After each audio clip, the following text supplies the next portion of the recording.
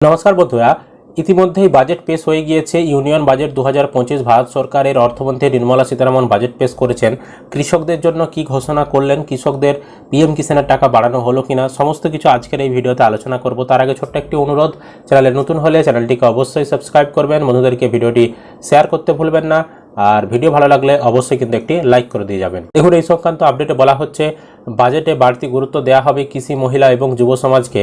ভাষণের শুরুতেই বললেন অর্থমন্ত্রী নির্মলা সীতারামন। বাজেটের শুরুতেই এরকমটা বলার ফলে মনে করা হয়েছিল যে কৃষিক্ষেত্রে বেশ কিছু বিরাট বড় ঘোষণা হতে পারে।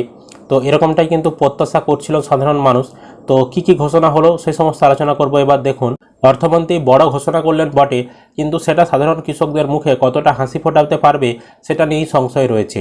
এদের নির্মলার বাজেটে কৃষকদের নিয়ে বড় ঘোষণা হলো পিএম ধনধান্য কৃষি যোজনা সম্পর্কে। অর্থমন্ত্রী জানিয়েছেন মোট 100টি জেলার 1,70,00,000 কৃষক এই প্রকল্পে উপকৃত হবেন। রাজ্য সরকারগুলির সঙ্গে মিলে ওই 100টি জেলায় কৃষি উন্নয়নে কাজ করবে কেন্দ্র। নির্মলার ব্যাখ্যা, মোট 100টি এমন জেলাকে চিহ্নিত করা হবে যে জেলায় উৎপাদনের হার কম। ওই জেলাগুলির পরিবেশ পরিস্থিতি বুঝে আলাদা আলাদা ফসল চিহ্নিত করা হবে। কৃষকদের প্রশিক্ষণ দেওয়া হবে, ফসল বিক্রির ব্যবস্থা করা হবে, প্রক্রিয়া করানো হবে ওই জেলাগুলিতেই।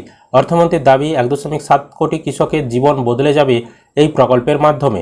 এর বাইরে কৃষিক্ষেত্রে অন্য ঘোষণা বলতে কিষাণ ক্রেডিট কার্ডের ঋণের সর্বোচ্চ সীমা 3 লক্ষ থেকে বাড়িয়ে 5 লক্ষ টাকা করা হলো। ডেয়ারি এবং ফিশারি শিল্পের জন্য 5 লক্ষ পর্যন্ত ঋণ দেওয়া হবে। তুলো চাষিদের জন্য আলাদা তুলো উৎপাদন মিশন, মৎস্যজীবীদের জন্য স্পেশাল ইকোনমিক জোন তৈরির কথাও ঘোষণা করেছেন অর্থমন্ত্রী। নির্মলা সীতারামন এদিন জানিয়েছেন, ডাল উৎপাদনে আগামী 6 বছরে আত্মনির্ভর হবে ভারত। সেদিকে নজর দিচ্ছে সরকার। প্রত্যাশিতভাবে ভোটমুখী বিহারে বাড়তি নজর দিয়েছে নির্মলা।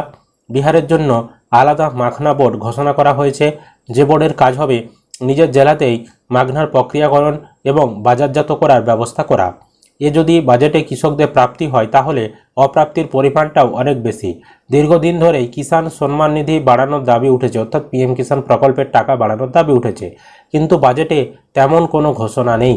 কৃষিক্ষেত্রে ন্যূনতম সহায়ক মূল্য বা এমএসপি আইনি গ্যারান্টির দাবিতে দীর্ঘদিন আন্দোলন চলেছে। সার ও কীটনাশককে ভর্তুকি বাড়ানোর দাবিও দীর্ঘদিনের, কিন্তু নির্মলার বাজেটে এর কোনো ঘোষণাই নেই। অর্থাৎ এতদিন যে নিয়ে আপনারা প্রত্যাশাই ছিলেন, যে নিয়ে আশাই ছিলেন পিএম কিষাণের টাকা বাড়ানো হবে, 6,000 বদলে 12,000 করা হবে, আসলে সেই নিয়ে কিন্তু কোনো ঘোষণাই হলো না এবারের বাজেটে। অর্থাৎ পিএম কিষাণের টাকা আগে যেমন ছিল বছরে 6,000, 3 কিস্তির মাধ্যমে 2,000 2,000 2,000 করে সেই একই টাকাই রয়ে গেল। কোনো টাকা কিন্তু বাড়ানো হলো না, এমএসপিও বাড়ানো হলো না, আইনি গ্যারান্টিও কিন্তু দেওয়া হলো না। তো এইগুলো কিন্তু অপ্রত্যাশাই রয়ে গেল এবারের বাজেটেও। তো আপনাদের এই বাজেট কেমন লাগলো অবশ্যই কমেন্ট করবেন। ভিডিও ভালো লাগলে লাইক করবেন, বন্ধুদেরকে ভিডিওটি শেয়ার করতে ভুলবেন না। চ্যানেলে নতুন হলে চ্যানেলটিকে অবশ্যই সাবস্ক্রাইব করে রাখবেন।